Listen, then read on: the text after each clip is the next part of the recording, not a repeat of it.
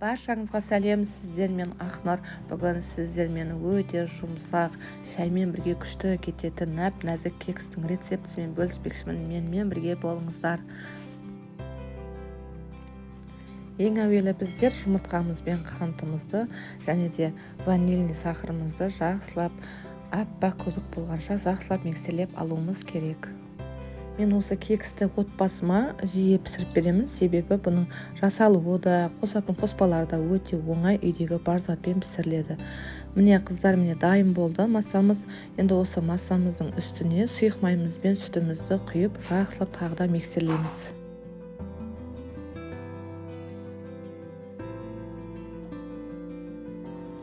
Енді ұнымызды електен өткізіп, жақсылап тағы да миксерлеп аламыз.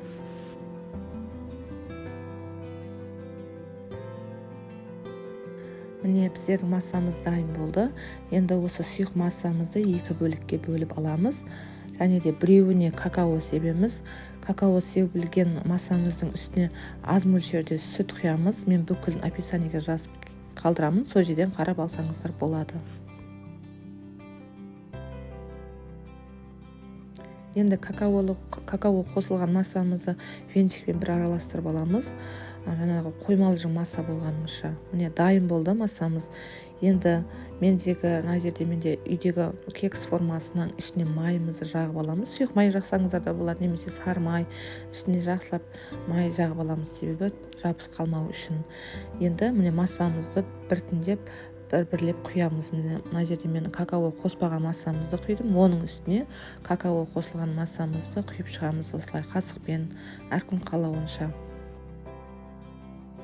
Құйып болдық. Енді осыны пешімізде 180 градуста пісіріп аламыз. Міне қыздар, кексіміз дайын болды. Толығымен мұздау керек.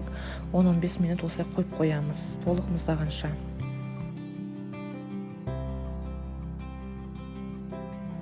Міне қыздар, кексімізді өз формасынан алып алдық.